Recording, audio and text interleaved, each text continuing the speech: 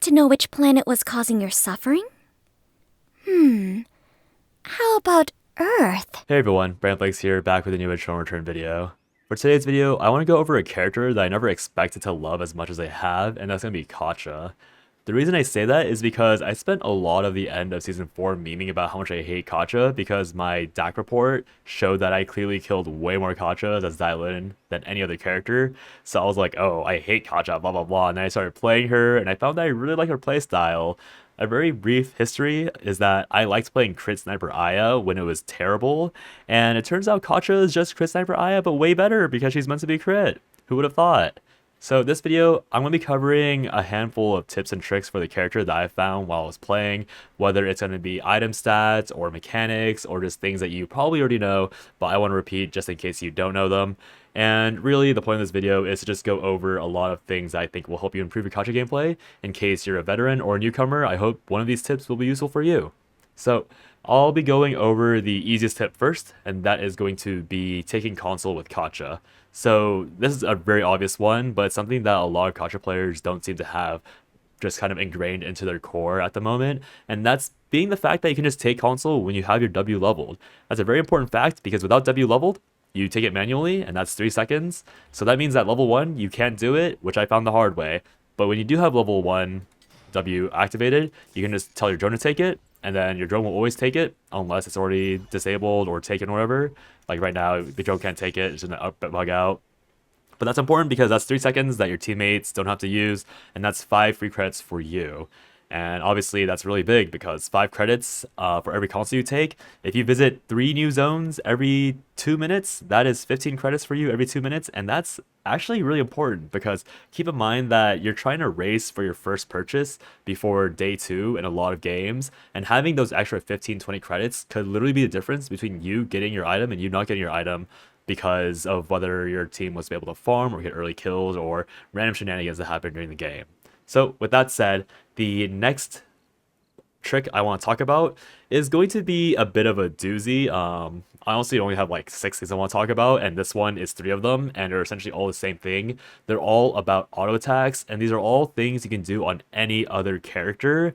So just bear with me. This is really important in Katja because Katja has the longest natural range of any character in the game, and she also has one of the cleanest auto attacks at this range. The only other character that comes close is going to be Rio with her longbow, and Rio's longbow autos are really ugly. If you ever played Rio and you go to Katja, you'll know the difference immediately when you try it out. So the very first thing, if you're a regular MOBA player, you've probably played League of Legends. I'm going to go ahead and walk over here so I can spawn Wicklin off somewhere else. But the first thing I want you to remember is playing an ADC in a different MOBA and think about how frustrating it is that your auto attack cancels when the enemy walks away. This makes spacing really important in most MOBAs because your windup takes a long time. You can see I'm automatically canceling my windup. So in any MOBA game, if someone walks out of your range during that windup period, you can no longer hit them and your character will just cancel their auto and you'll feel really bad. That is not a thing in Internal Return. As long as the character was in your range during your windup, you will auto attack them no matter what. You can see Wicklin here, walking out my range, doesn't matter. I got the auto windup off and now she is being hit. We can see it more clearly with E-Shift. I'm going to wait until she's like right out of the range. And then see, she was clearly out of my range when I started the auto, but because of how forgiving Internal Return is with their auto attacks, it doesn't matter.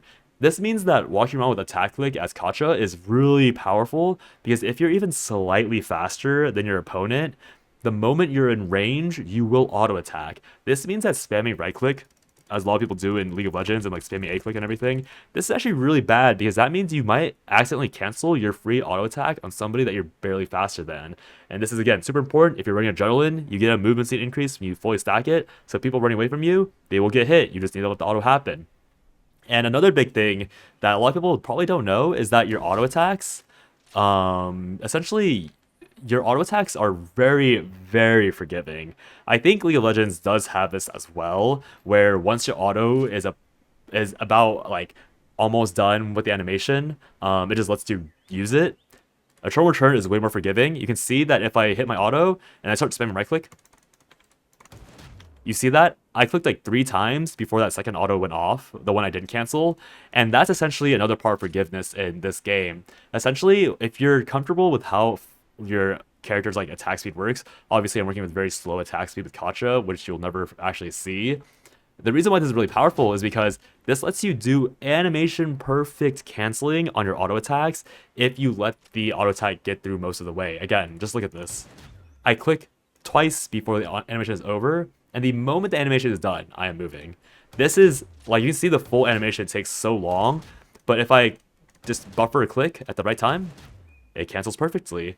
And again, this is really important because if someone is running away from you and you have higher movement speed than them, you'll see this happen a lot because your character will automatically follow the character you're chasing if the auto attack timer is fast enough to reset, which is crazy. You'll see this a lot with like pistol characters that are really fast. He'll auto, and if you let your character just move without inputting another action, they'll like stutter really quickly because they're bouncing on the edge of the attacks, their auto range, and they're trying to get the auto off, but it's not quite happening because they're reloading or something. And then once the auto comes back up, they shoot again. Like that's very common in this game, and this makes you feel like a kiting god. Like it is crazy how good this is in Eternal Return. If you try and do what you do in Eternal Return in League of Legends, it will probably feel way worse because you don't have that privilege of essentially the game giving you script perfect microing. It's a really big deal, and I think not enough players know about that, and that will make your everything feel way better. So the next thing I want to talk about is going to be something way more boring. We're going to go back and talk about item stats. So the reason why item stats are really important is because obviously right now I'm using an amp gun, and you see I have a lot of bullets, but all the crit guns in the game have 5 or fewer bullets. No matter what the gun is, if it is meant to be used for a crit character like Katja or Bernice, it will have 5 or less. And so what I've done is I've compiled a list of items or like a configuration of items that you can use as a baseline for whether or not you need to like adjust your build essentially. So what I mean is that if you were to take so let's take this build for example. This is assuming you are level 20 and assuming you have adrenaline maxed out. So if you are not level 20 and you're not running adrenaline, these builds are actually not quite correct, but adrenaline is probably one of the most popular augments on Katja. And so this is what that is assuming. Basically what happens is that if your attack speed is too high and you don't have CDR, essentially your Q and E reload, right? What happens is that you actually run out of bullets before the Q comes back up. You can see here that there is a bit of a pause for me, and that's because I simply have too much attack speed for the amount of bullets I have. This build in particular is not meant to run adrenaline like these items I have on here. This is meant to run Vampiric Bloodline, so I have tuned this build so that with Vampiric Bloodline, I can auto 5 times in Q without pause. But you can see that because I have not accounted for all this attack speed in my build, I actually just auto way too fast, and my Q cannot reload. My Q does not come off a cooldown quickly enough. And so these items that I have here, excluding the first one obviously, are the configurations you need to be able to attack essentially without pause. And you'll see that all of these have 20% CDR, and that's because the more attack speed you have, the more CDR you need to make up for it. So with 20% CDR, you drop your Q cooldown a lot. It goes from 3 seconds to 2.4 seconds. My friend's messaging me because I'm making a video. But so you can see here that with this 20% cooldown, if I stack adrenaline all the way up, what ends up happening is that I no longer have a gap between my autos. You can see here, it comes up immediately. So if I were to try and fix my build, if I were to run adrenaline on this build and I really want to use it, I would have to swap out Star of the Wilds for something without attack speed. And honestly, that sounds like a bad idea. So I'd probably still run Star of the Wilds. I would just compensate with that for the fact that I'm probably kiting and using skills in between the autos. And if I run out of bullets, then I guess I'm hitting optimum DPS with a bad build. And that's usually a good thing because that means I'm winning the fight, but sometimes it runs into a bad deal. But that's what I mean. You have to know what your thresholds are as Katja. And essentially, if you want to run no adrenaline, or if you want to run decent items and no adrenaline, like if you want to run Sultan Adored, for example, not even Sultan Adored, I'll have to swap this out for auto arms to be able to auto attack 5 times without queuing, or 5 times without having a gap on my queue if I were to run these items with adrenaline, which might be okay, but might also be suboptimal. So Yeah, a bunch of yapping to say if you want to have your attack speed perfectly lobbed out, go to the practice tool and figure it out because you might run into some unfortunate messes when you're playing and suddenly you're not autoing and you're like scrambling to figure out why, and then you just lose the fight because you're too stun locked mentally. So with that said, the next thing I want to talk about is going to be kind of an ult combo. Essentially, what this is just going to be talking about how you can use your ult most effectively. So obviously, if you don't know, your W and ultimate have the exact same range. Essentially, if you can see them with your W, unless they're running right out of the range, you can probably ult them right afterwards. But what I want to talk about is utilizing sniper skill with that. So obviously, sniper skill is a little longer than your W and R. So you can see here the W I placed earlier, a little too far. My sniper's going to hit it, but the range of my ultimate is about where this line is. So what you can do is sometimes you can use your W, and then if you see they're in range, you can use sniper skill, shoot your sniper skill twice, and then if they're still in range, you can ultimate them right afterwards and deal a ton of damage, right? That's pretty standard. But what you might not know is that the reason why you might want to use W before you use D skill, like sometimes you just might D skill and hit the ultimate, right? But your D skill cannot see past walls. So what Katja has as an advantage over a lot of other snipers is that she can use her W to scout ahead, load up her D skill, and now she can see. And another cool thing about weapon skill or sniper skill is that let's just show this off. So if I use D skill twice and then I try to move, you can see there's a pretty big delay. But if I only shoot the first bullet and then I move, you can see there's basically no delay. So what this means is that if you're trying to go for maximum ultimate shot, let's say that you scout with W and you see 3 people, what you can do is you can hit W, and for max damage, you hit D, tap, and then immediately hit your ultimate. Cancel with right click and then ultimate. And that's way faster than shooting your D twice and then pressing ultimate afterwards, right? Like the animation difference between that and this is insane. If you tag someone with the first shot sniper skill, they're not escaping your ultimate, so keep that in mind. Now, the next thing I want to talk about is a bit more niche. This is essentially the idea of griefing while you're playing Katja. This probably should be early in the video, but I want to talk about those first because I think those are a bit more important than griefing Katja. You guys probably know that Katja's weapon, or Katja's passive, is a damage amp whenever you reload. And the reason why that's important to know is mainly because if you're playing early game, you can surprise a lot of people with your early game damage, just level 1. And so this is important because let's just say that you're level 5. Obviously level 20, we can reset, go down to level 5. You can see that this dummy, we can make this like a version of myself with about 70 armor. Because a lot of these people like that you encounter on these early grief builds, they won't be full build. Let's say that you're like most of your items out, and you just want to see how well you do. If you were to just use your passive efficiently, which is just going to be auto Q, auto E, auto, you can do a ton of damage that you might not expect. So here, 3 items, auto Q, and then auto E, and then auto. And people don't really respect your early damage, and this is already most of the HP gone. So if you chase them, they don't respect you. You can just E shift afterwards, like auto, E shift, auto, and they're basically dead with a few lucky crits, right? And if you're level 6 halfway through that, you just ult them and they die. And a lot of people don't expect this from just 3 items on Katja. Like, you kill people way faster than they expect. And the fact that not a lot of people respect this, like, let's say your accelerator, this is all coming out way faster, right? You just follow them and then get a Q and ult. And then they're dead.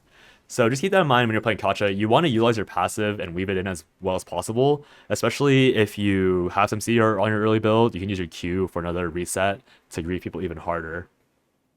Going into the next tip, and probably the final tip I have for this video, this is going to be how your E works. So Katja's E, obviously you throw yourself backwards, and this is really a good skill. This is a good skill, just because what ends up happening is that you can buffer yourself out of a lot of CCs and deny your opponent essentially catching you. And the reason why this is important is because if your opponent catches you as Katja, you're almost always dead. And so what I'm going to do is I'm going to try my best to show this off as easily as possible. You have to understand that knockbacks and knockups change your direction. And Katja's E is technically a self-knockback. What this means is that against stuns and roots, you can always buffer your E and you'll almost always launch yourself backwards unless some bug happens and you just sit still.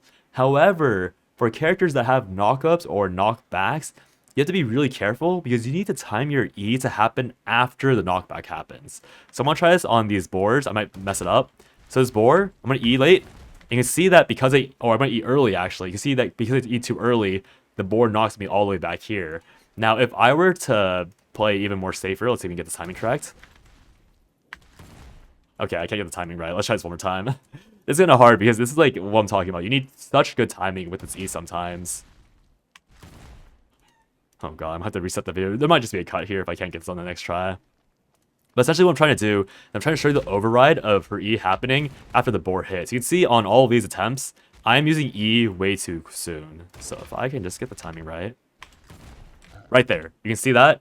Because I got my E off after the board knockback happened, I overrode the knockback with my E. Again, if you're playing against people like Jan, Kenneth, like a lot of knockback characters, you have to have that timing or else you will just die because they will override your escape with their CC and you just pop instantly. So, yeah.